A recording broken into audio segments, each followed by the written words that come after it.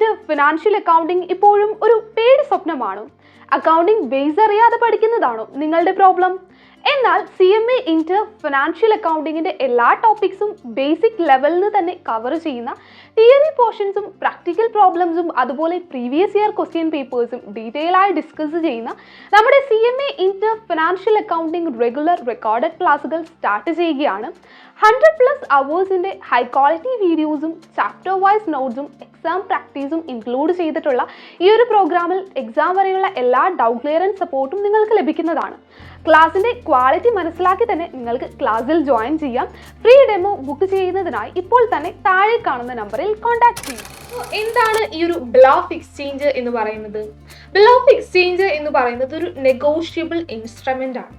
എന്താണ് ഈ negotiable instrument? അപ്പോൾ ഈ ഒരു ഗോൾഡൻ റൂൾസ് ഓഫ് അക്കൗണ്ടിങ്ങിൽ അല്ലെങ്കിൽ ഗോൾഡൻ റൂൾ അപ്രോച്ച് പ്രകാരം നമ്മൾ ഏത് അക്കൗണ്ട് ഡെബിറ്റ് ചെയ്യും ഏത് അക്കൗണ്ട് ക്രെഡിറ്റ് ചെയ്യും എന്ന് ഫിക്സ് ചെയ്യാനായിട്ട് അക്കൗണ്ട്സിന് നമ്മൾ 3 ടൈപ്സ് ഓഫ് ക്ലാസിഫിക്കേഷൻ പഠിച്ചായിരുന്നല്ലേ? ഏതൊക്കെയായിരുന്നു നമ്മുടെ 3 types of accounts? Personal account ഉണ്ടായിരുന്നു, റിയൽ അക്കൗണ്ട് ഉണ്ടായിരുന്നു, നോമിനൽ അക്കൗണ്ട് ഉണ്ടായിരുന്നു. അപ്പോൾ ഈ അക്കൗണ്ടിനെ ബേസ് ചെയ്തിട്ടാണ് ഈ ഒരു ഗോൾഡൻ റൂൾ പറയുക. അപ്പോൾ ഫസ്റ്റ് നോമിനൽ അക്കൗണ്ടിൻ്റെ കേസിൽ എന്തായിരുന്നു nominal account? Expense, income, loss, gain, ഈ 4 കാര്യങ്ങളുമായിട്ട് കണക്ട് ചെയ്ത് വരുന്ന അക്കൗണ്ട്സ് ആണെന്ത് നമ്മുടെ നോമിനൽ അക്കൗണ്ട്സ് എന്ന് പറയുന്നത്. എക്സാമ്പിൾ പറയുകയാണെങ്കിൽ rent account, salary account, interest received account, commission received, അതുപോലെ loss on sale of asset, ഇതൊക്കെ എന്താണ്? ഇതൊക്കെ നോമിനൽ അക്കൗണ്ട്സ് ആണ്. അപ്പോൾ ഈ നോമിനൽ അക്കൗണ്ട്സിൻ്റെ കേസിൽ എക്സ്പെൻസോ ലോസോ ആണെങ്കിൽ നമ്മൾ എന്ത് ചെയ്യും? ആ ഒരു അക്കൗണ്ട് ഡെബിറ്റ് ചെയ്യും. എന്താണ് ഈ ഒരു ബിൽ ഓഫ് എക്സ്ചേഞ്ച് എന്ന് നമുക്കൊരു സിമ്പിൾ എക്സാമ്പിളിലൂടെ മനസ്സിലാക്കാം. അപ്പോൾ നമുക്കിവിടെ ഒരു ബയ്യറും സെല്ലറും ഉണ്ട്. രമേശ് എന്ന് പറയുന്ന ആളാണ് നമ്മുടെ സെല്ലർ വരുന്നത്.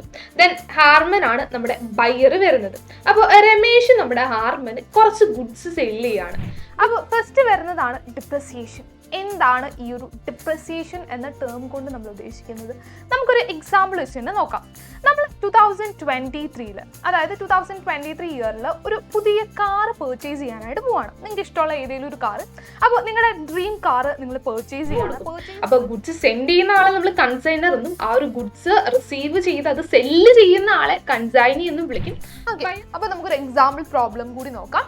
അപ്പോൾ നമുക്ക് 2 മെഷീൻ്റെ ഡീറ്റെയിൽസ് തന്നിട്ടുണ്ട്. മെഷീൻ നമ്പർ 1ഉം 2ഉം അതിൻ്റെ കോസ്റ്റ് തന്നിട്ടുണ്ട്. അതുപോലെ പർച്ചേസിൻ്റെ ടൈമിൽ ക്യാപിറ്റലൈസ് ചെയ്യാനുള്ള എക്സ്പെൻസ് തന്നിട്ടുണ്ട്.